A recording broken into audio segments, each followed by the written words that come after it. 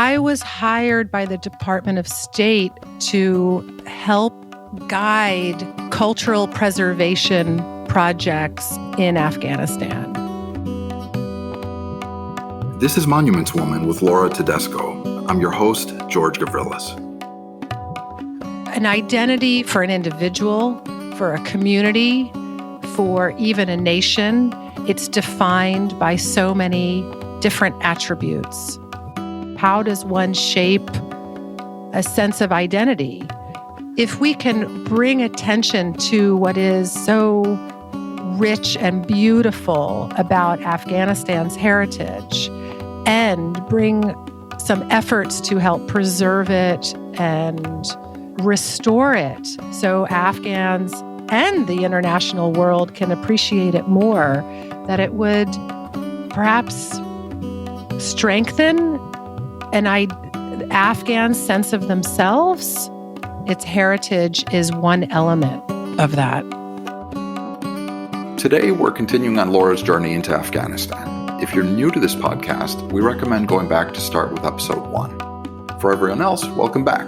Let's jump in. If you had signed up to serve as an American archaeologist in Afghanistan, you might expect that you'd show up, roll up your sleeves, and get to work. But when Laura Tedesco landed in Kabul in 2010 with just one suitcase and settled into a shipping container that she would call home, she wasn't entirely sure what she was supposed to do. Where do you start in a country as vast as Afghanistan? A place with so much history, so much destroyed, so much buried in badly guarded archaeological sites or languishing in ramshackle museums. Ghazni seemed to be as good a place as any. 90 miles south of Kabul, Ghazni is a dusty city, low mud brick buildings surrounded by parched brown mountains. A lot of brown. It's dirt poor, a shadow of its former self. It's hard to believe that Ghazni was once an imperial capital in a lush valley with splendid forts and grand Islamic architecture. Yet, even at its height, there were plenty of people that didn't like the place. 500 years ago, Babur, the emperor, wrote, "Ghazni is a truly miserable place. Why kings who hold Hindustan and Khorasan would ever make such a wretched place their capital has always been a source of amazement to me." In 2013, Ghazni was going to be the Islamic cultural capital of Asia. The dozens of crumbling monuments in and around the city needed a facelift. So Laura went to take a look to see what the U.S. could do to help. This is her story, and the story of Two Lone Minarets, the last surviving remnants of a long-gone empire.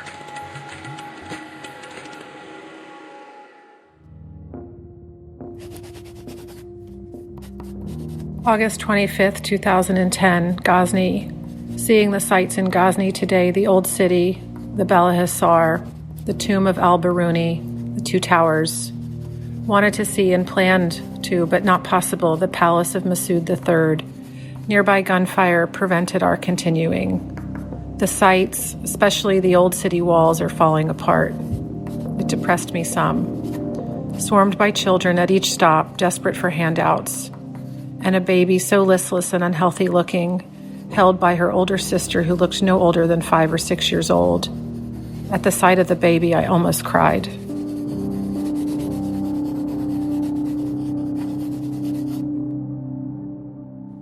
Where does the Ghazni story begin for you? Ghazni is a province in the south of Afghanistan. It's strategically located on this major highway that would link Kabul, the capital of Afghanistan, with Kandahar, another important city towards the west. And that's not just in the present day. Ghazni has sat on this crossroads for millennia. It's historically already a very important place, but strategically, also for contemporary considerations, an important place. And in the year that I started working in Afghanistan, Ghazni was given this auspicious designation as the cultural capital of the Islamic world. And they wanted to highlight all of their cultural riches. I was tasked to go out to Ghazni. This is what I was told. Go out to Ghazni and figure out the lay of the land and try to make something work out there to highlight Ghazni's heritage. It was one of the very first trips I made outside of Kabul by helicopter. Didn't know what to expect. Arrived in Ghazni and was like, all right, here we go. What do you got out here? Oh, you've got some amazing minarets. Oh, there's a big Buddhist site with some Hindu stuff. What are the needs? How do we approach preservation in this desolate, dusty, scary place, semi-scary? And how are we going to do this where I can't make a movement without a 3 MRAP military convoy with me? Like, this doesn't bode well. You just figure stuff out.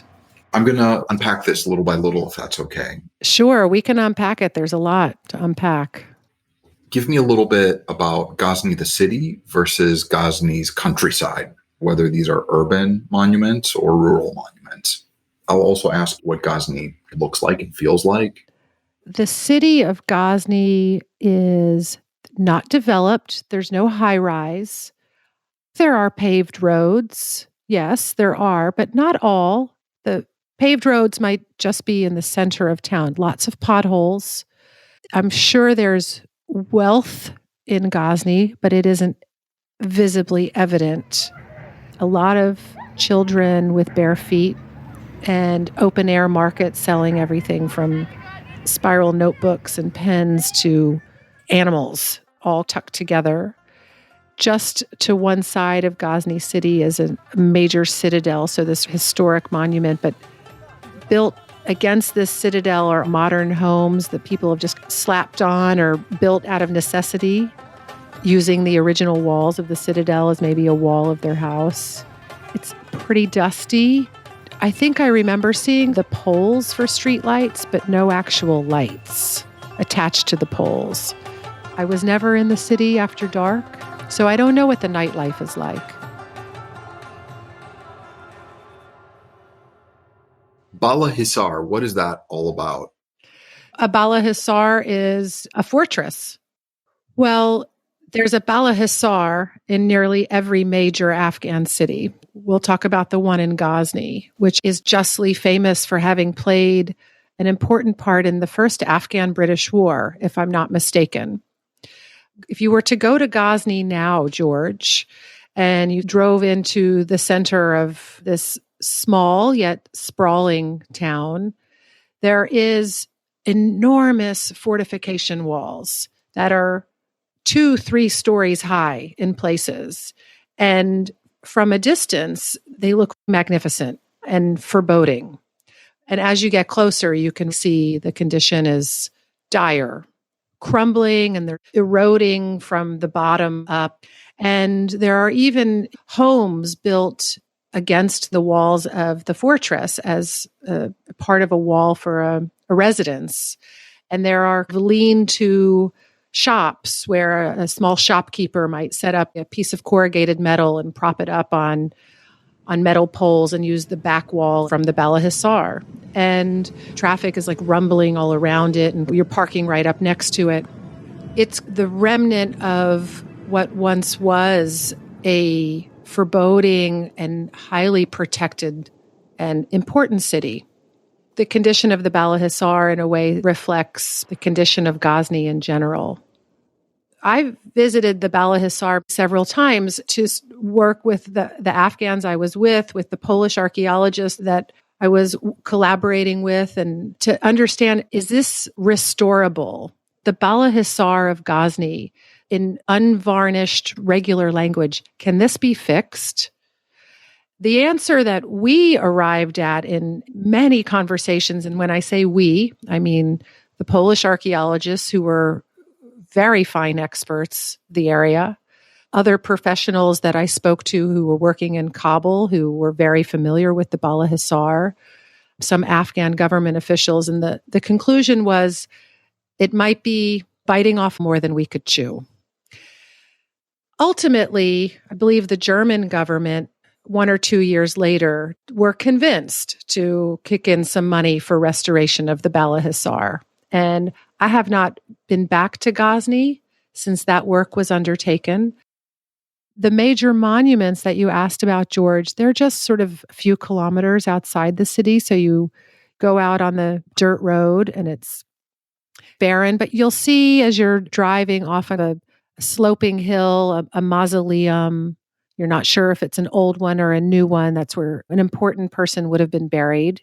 Off to one side, there's maybe 20 or 25 rusted out Soviet tanks back from when the Soviets were there. The tanks are still left and they're rusty, jumbled up like a junkyard. Then you see emerge quickly. It's not that they're hidden, but you maybe don't notice them at first. At least I was looking at the old rusty Soviet tanks. These two enormous minarets. They're tall. I don't know the precise height, but imagine 7 stories tall. And these towers have very intricate brickwork and some kind of, I couldn't read it, but writing at the top in this Kufic elaborate calligraphy. And you can see immediately, oh, these were built for someone to show possession of this land. I get it. They were meant to be these imposing monuments that were to leave an impression that someone important was in control here. When were they built? The 11th and 12th century. There's 2 of them. What would have been attached to the minarets? There must have been a greater mosque structure, right? It was just the minarets standing in isolation. And if you didn't know what they were, you might think, are they smokestacks? What's going on here? Because there's no other building constructed immediately adjacent to the minaret. But then as you get closer and you start looking at the landscape, that's where you can see the architecture just underground and the outlines of elaborate, large buildings. But there's a road that cuts through and there's animals grazing and the Soviet tanks are just to the other side. And so nothing would be intact underground, but you can surely see that there would have been an entire complex of probably madrasas, schools, mosques associated with these enormous minarets. And what I came to learn shortly after was the palace of the first individual. There were 2, a grandfather and a grandson who built them. The palace of the grandfather was just off to the side, and it had been excavated decades before by the Italians and really defined how people understand medieval Ghazni from the 11th and 12th century. Why do you think the mosque structure disappeared except for the minaret? Do we know? Good question. Well, the Ghaznavid Empire lived fast and died young. It didn't last for very long, but it was immensely powerful. You know, it stretched all the way into India at its height. And maybe at the end of its, we'll have to ask someone who's a Ghaznavid Empire expert. But over time, you know, buildings go into disrepair, they get abandoned. The land isn't occupied as actively as it was. Capital cities move. It's just sort of tincture of time. What was your charge? What were you supposed to do? Or let me rephrase that. What was at stake? And what did the minarets need? What was my charge? My charge was work with the governor of Ghazni to realize his ambitions to highlight the heritage of Ghazni. And this was all in collaboration with other American diplomats and militaries. I have to make that really clear. It's not as if I were doing this in isolation, driving out in some beat up Toyota Corolla to meet the governor of Ghazni. It wasn't like that at all. There were a lot of people charged with similar things as me. My particular focus happened to be heritage. When you approach the minarets, your first impression is, oh, they look really vulnerable because they're sitting out in isolation. We had already known that in the early 1900s, the top half of them collapsed in an earthquake. So they were already half gone. What's left are still very impressive, beckoning towers on the landscape. You have a sense of their uniqueness and that they're fragile. It took months to decide, months and months of talking to experts, talking to the Afghans, to governors, to old men with gray beards, to try to understand, all right, what sort of effort can be made to bring attention to the towers of Ghazni, these two minarets, and the most practical way to preserve them in a security situation that was not very permissive, meaning it wasn't safe to be hanging out around the minarets of Ghazni for too long.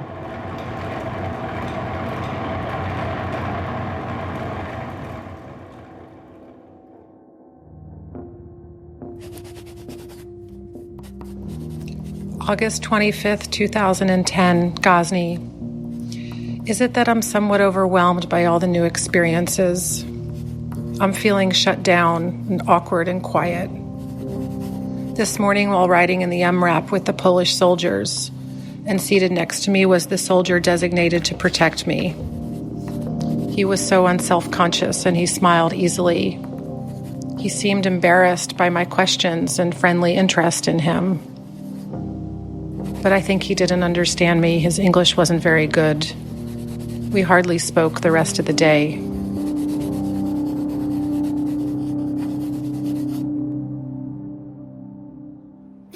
Paint a picture of what's it like to walk around to inspect them. Who are you with? What are you wearing? Who comes? Do locals come from Ghazni because they hear Americans or they're looking at the minarets? Talk about that. So, as I said before, I couldn't make any movement without a full contingent of a military escort. And it was pretty standard, not just for me, to make that clear. It was either with the Polish military, that was their so-called battle space, when there was a big NATO coalition of forces all across Afghanistan. So I was working closely with the Polish military and later with the American military. I would go out with, I don't remember the exact number, I'd have to look at pictures, but maybe 4 MRAPs, which are big vehicles, up-armored vehicles where you can pile in 4, 5, 6 individuals. There's usually a gunner standing like in the center out of a little kind of hatch out of the top, looking around as one is driving to make sure that the convoy wouldn't be ambushed or threatened in some way. And what could normally be a 7-minute drive ends up being like a 45-minute drive because you're going slow and there's a lot of vehicles involved. There's a lot of logistics. I was assigned, or I should say, a Polish soldier was assigned to me, meaning his charge was to make sure I didn't wander off and also to make sure I didn't fall and break my ankle or do something stupid. This Polish soldier who didn't really speak any English, and that was fine, totally fine. He knew what to do, and I knew to follow the rules. So what was I wearing? I don't really remember. I know I had these boots that I would wear whenever I was in a sort of my utility boots, and a flak jacket. Like clothing-wise, I don't remember, but I do remember wearing a flak jacket and a helmet. And I would usually put a headscarf under the helmet. I don't know why. I didn't really need to do that. And we'd arrive at the minarets. I must have been there, I don't know, maybe a dozen times. You walk around, you look at the foundations, you take pictures, you study the brickwork as best you can, try to take in the landscape overall. And there would always be the local Afghans who would wander over or come over because when they see a military convoy, maybe they have a grievance they want to share, or they have a question they want to ask, or a complaint. There were plenty of locals, usually children and men. I almost never saw women who would approach and address whoever the military was I was with. They weren't interested in what I was doing. And when you're there at this archaeological site and you assess it, and presumably you entertain options as to what needs to be done. So what is your conclusion with the minarets and what it's possible for you and your colleagues to do? There was no conclusion that first visit. no conclusion could be made after one brief 30-minute assessment of a 1,000-year-old monument. Impossible. I didn't know enough. I couldn't possibly know enough. I was no expert. So you look, you observe, try to tap into some knowledge you may have gained before about, oh, okay, brickwork, what is the details, is the structure leaning? Is it hollow? What's going on? Like, I had read all about them, of course, but reading something and then when you see it up close and personal, it's a different kind of experience. The conclusion took nearly 10 months to arrive at after my first visit to Ghazni. So it became really clear as I was making multiple trips to Ghazni and assessing what is possible here. Who can we find to help do some preservation work on the monuments, and that it's not going to cost millions of dollars to do because there wasn't that kind of money to spend. The conclusion was, fast forwarding, we're in a seismic zone and there is a threat of earthquakes. I wasn't really concerned that the minarets would be targeted by forces of darkness to destroy them. I was concerned with a kind of general stability of them. And to try to undertake the preservation or the stabilization of a monument like that, it's a multi-year undertaking with scaffolding and experts and then you need lodging and food. And so none of that was going to be possible because it just couldn't be accommodated in Ghazni. So in the course of investigating what might be possible, we looked at what was at the time relatively new technology, where you do a 3D scan, taking photographs with a special equipment and a computer to get a very detailed measurement and scanned and photographic image of a standing monument. And the idea behind doing that is, in principle, if these towers were to fall one day, we could have the data to have them be rebuilt. Could they be rebuilt perfectly? No, but it would be enough information to make an attempt. It took a very long time to arrive at how do we try to make an effort to preserve these very rare monuments, really very few of their kind existing, and given the realities of it's just not really very safe to hang out here for too long. We invited two experts from the National Park Service, these two great guys from Washington who'd never been to Afghanistan before, and they show up and, with a carload of equipment to carry out this work. We helicopter out to Ghazni. I remember it was in July, so it was brutally hot. By 6 a.m., you're already cooking out there. And we set up the equipment, and within 2 hours, it was so hot that all the equipment starts shutting down and we can't do the work that we've got. And we've got 8 hours over a couple of days to carry out this scanning project. And what was funny is we had met with the governor of Ghazni province, who had promised us, oh, yes, we're going to provide all of the peripheral security for you. I'm going to have my police force guarding you. They're going to stay there all night long so that when you come back the next day, nothing will be tampered with. No one will have planted an IED overnight or, done something nefarious. And they'll bring you lunch, which they did, but they charged us all like $10 a piece for this kebab that was full of gristle. Anyway, everybody's got to make a buck, right? Finally, we get the equipment working again and the scanning is ongoing and it's 110 degrees and there's only a small sliver of 2 feet of shade, but you just got a project to do, get it done. And we pack up and go back, and there was a way that the military could, from this like big hot air balloon. They were all over, hanging above all over military bases across Afghanistan. It looks sort of like a Goodyear blimp, but it has cameras in it. And so we could watch the police force guarding the minarets as they were promised by the governor to make sure nothing, tricky happened for us the next day. And we saw that within 45 minutes of our having left, this American crew and the accompanying military, all of the police left. So the site was left unguarded all night long. You just go with it. And so the same thing the next day, we woke up in the morning at the crack of dawn, picked up some donuts on the way, and then started our scanning again. Where do you get donuts in Afghanistan? George, I'm joking. Oh, okay. Well, but I remember distinctly that some of the facilities in the bases, like the NATO, especially the American ones, had like a panoply of American fast food available. Yeah, some of the bigger bases did. Not this one in Ghazni.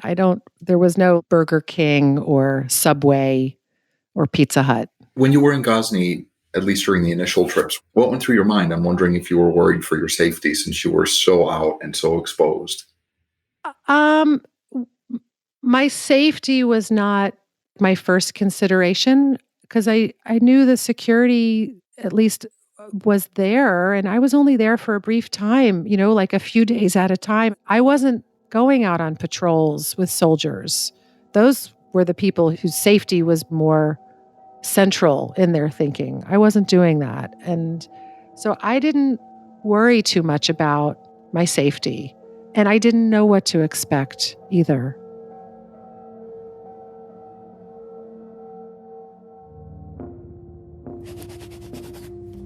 August 23rd, 2010, Ghazni. Arrived by helicopter from Kabul with stunning aerial views. 50 minutes in the air and nearly alone on the helicopter. Then meeting with Colonel Padilla, the Army Civil Affairs Officer, and Marek, the Polish archaeologist.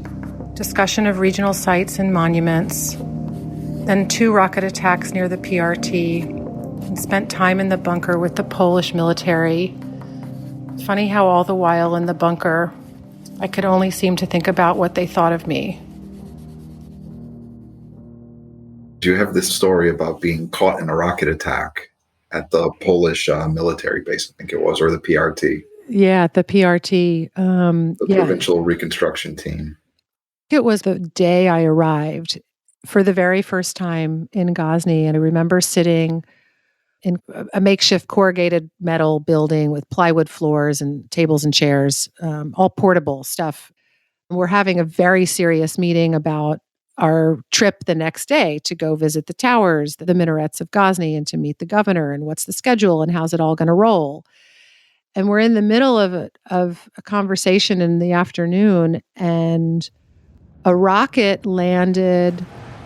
I don't know the distance, but it was very loud and it was very close. My body vibrated, or it felt very close to me in my perception. I don't mean to me personally. I didn't know what it was at first because I'd never heard or felt anything like that. And the people I was in the meeting with knew immediately what it was. And they said, "Oh, that one was close. We need to get out."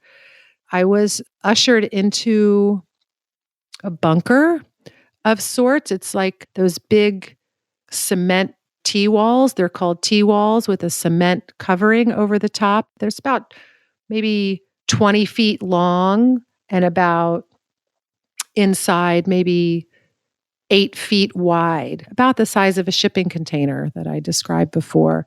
Inside, there are cinder blocks with some planks of wood as benches. I was ushered into that and told to sit tight. As I was there, it filled up with Polish soldiers as well, who were also sitting tight with me, and a couple of German Shepherd dogs, who I think were part of their protection team. There was no one to talk to, which I think was probably appropriate. No one seemed very talkative anyway. I remember thinking, I probably should be scared, but I don't feel scared. I just wonder if these soldiers think I'm cute. That's all I could bring myself to think of, George. Seriously. What do you think that was? I don't know. So that I didn't have to think about being scared, or because that's all my shallow mind could come up with? I don't know. And for years, I was embarrassed that that was what I thought when I was sitting in there. And I was like, that was a rocket attack. And all I can muster is to wonder if those Polish soldiers think I'm cute. Like, seriously. But I love your honesty. Huh. You've been listening to Monuments Woman with Laura Tedesco. I'm your host, George Gavrilis. Don't forget to like and subscribe wherever you get your podcasts. To stay in touch, also follow us on Instagram at The Monuments Woman. Join us next week when we dive deeper.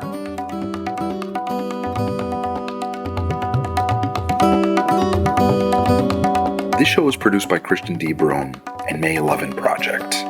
It is recorded by Audivita Studios and edited by Sean Hettinger and Greg Williams. The theme song is This Love by Ariana Delawari, featuring Salar Nader.